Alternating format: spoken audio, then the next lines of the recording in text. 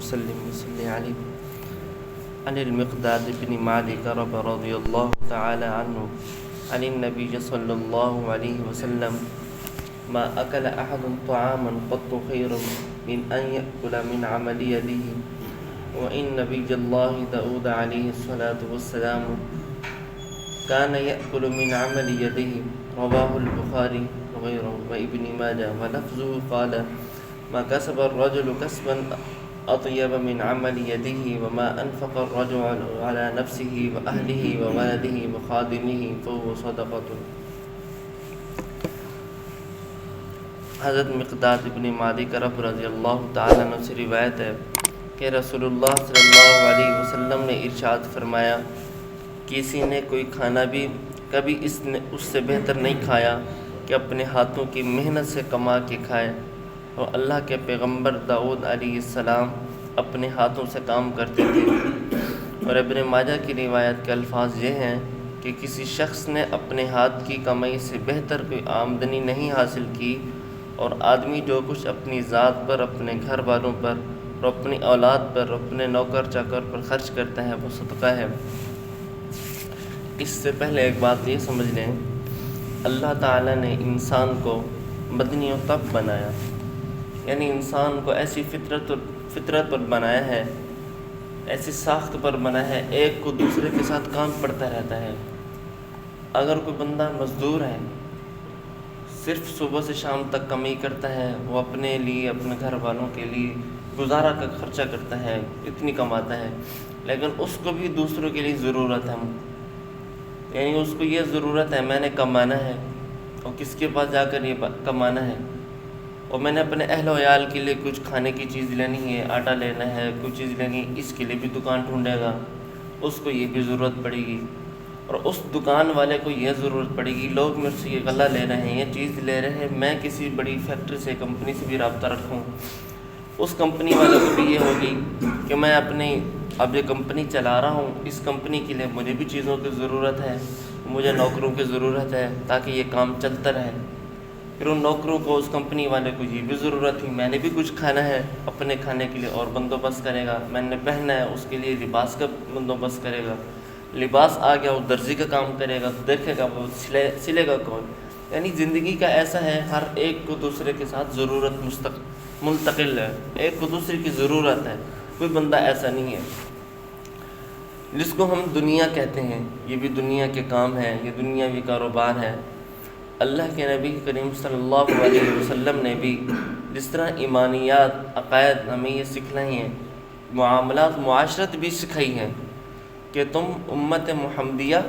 تم محمدی شریعت پر چل کر اگر ان کی میری اتباع کرو گے، آپ صلی اللہ علیہ وسلم فرما رہے ہیں تم میری اتباع کرو گے، تمہارا یہ دنیا بھی دین بن جائے گا، لین دین کرو گے اس شریعت کے مطابق، تمہاری معاشرت بھی ایک نیک بن جائے گی. جس طرح بندہ نماز پڑھتا ہے، روزہ رکھتا ہے اور کوئی کام کرتا ہے، اس کو اجر و ثواب ملتا ہے، اس طرح معاملات اچھے ہوں گے تو اس کو بھی اجر و ثواب ملے گا، جنت کی بشارت ملے گی. کوئی انسان، ایک کتاب میں لکھا ہے مظاہر حق میں، انہوں نے یہ فرمایا کہ انسان کا کمانا فرض ہے. کب فرض ہے؟ جب وہ اس پر آگے اتنی قرض آ گیا ہو، اس کے اہل و عیال بھی ہیں، اس کے لیے کمانا فرض ہے، اتنی کمائے تاکہ وہ اپنا قرضہ اتار سکے. اور اس سے زیادہ کمانا مستحب ہے، یعنی اتنی کما لے، اہل و عیال کو بھی دے دے، قرضہ بھی اتر جائے، اس سے جو بچ جائے اپنے دل میں یہ نیت رکھے جو بچ جائے گا میں فقراء میں تقسیم کروں گا. یہ ہے مستحب. اور مباح بھی ہے. کتنا کمانا مباح ہے؟ یعنی اپنی شان و شوکت کے لیے، اپنے وقار کی حفاظت کے لیے اتنا کمانا فرض ہے. ہاں، اگر اس نیت سے کما رہا ہے کہ میں مال کو جمع کروں گا تکبر کے لیے، فخر کے لیے، پھر اس کے یہ کمانا حرام ہے. مال کمانا فرض بھی ہے، مستحب بھی ہے، مباح بھی ہے اور حرام بھی ہے. جس طرح ہم کہتے ہیں روزہ رکھنا بھی فرض ہے، یہ سنتیں ہیں، اس کو ادا کریں، یہ چیز کام کرنا مباح ہے، یہ مستحب ہے. اس طرح کمائی کے بارے میں بھی اللہ کے نبی نے ہمیں سکھا دیا کہ کتنی کمانا تمہارے لیے فرض ہے، تم کتنا کما سکتے ہو، اتنا کماؤ تاکہ لوگوں کے سامنے تمہیں بھیک نہ مانگنی پڑے، قرض خواہ کے لیے تمہیں قرضہ اٹھانا کے لیے تمہیں پریشانی نہ ہو، اتنی کما لو. اس سے زیادہ ہو تو پھر مستحب میں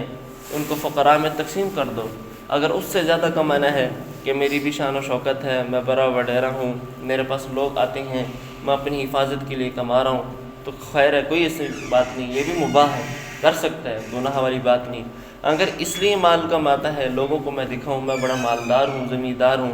میرے پاس بڑا ہے، تکبر کے لیے کماتا ہے، پھر یہ کمانا اس کے لیے حرام ہوگا۔ دوسرا یہ کہتے ہیں، پھر ہمیں یہ مثال سمجھا دی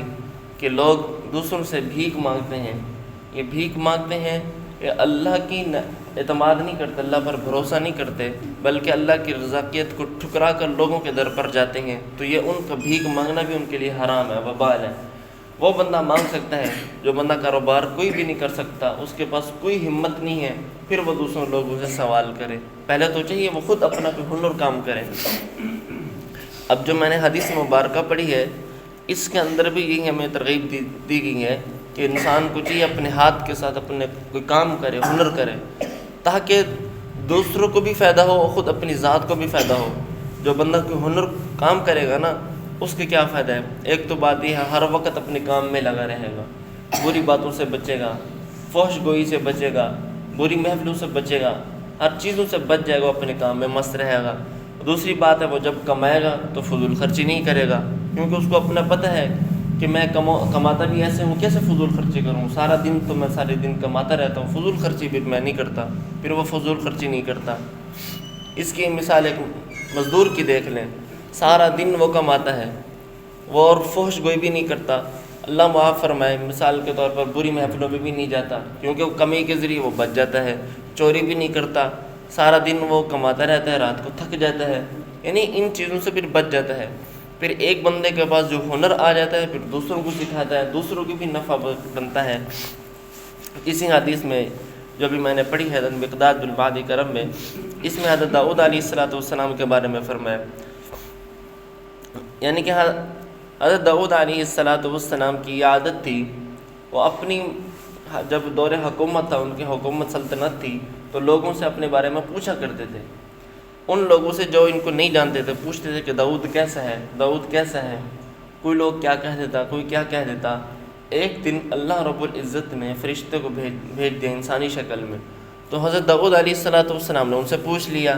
کہ آپ بتائیں کہ داؤد کیسا ہے۔ انہوں نے یہ کہا کہ داؤد تو بہت اچھا ہے، داؤد تو بہت اچھا ہے، لیکن ایک ہے وہ مال غنیمت سے کھاتا ہے۔ تو حضرت داؤد علیہ السلام ایسے بہت پریشان ہوئے، ان کو دلی صدمہ اور رنج پہنچا۔ انہوں نے اللہ پاک سے دعا کی، یا اللہ مجھے کوئی ہنر دے، میں اپنے ہنر سے کما کر کھانا چاہتا ہوں۔ تو اللہ رب العزت نے حضرت داؤد علیہ السلام کی دعا کو قبول فرمایا، تو ان کو اللہ رب العزت نے ایک زرہ بنانے کی صنعت دی، ہنر دیا، زرہ بناتے تھے۔ لوہا ان کے سامنے اگر آ جاتا تو ان کو ہاتھ لگاتے وہ موم ہو جاتا تھا، اس کو زرہ بناتے، تو وہ ایک زرہ 4,000 درہم کی بیچتے تھے، 4,000 کی۔ بعض نے یہ لکھا کہ وہ ایک دن ایک زرہ بناتے تھے، 6,000 درہم کی وہ بکتی تھی، 2,000 اپنے اوپر خرچ کرتے، 4,000 فقراء پر خرچ کرتے تھے۔ دعا ہے کہ اللہ رب العزت ہمیں بھی معاشی معاملات صحیح کرنے کی توفیق عطا فرمائے۔ وما علینا الا البلاغ۔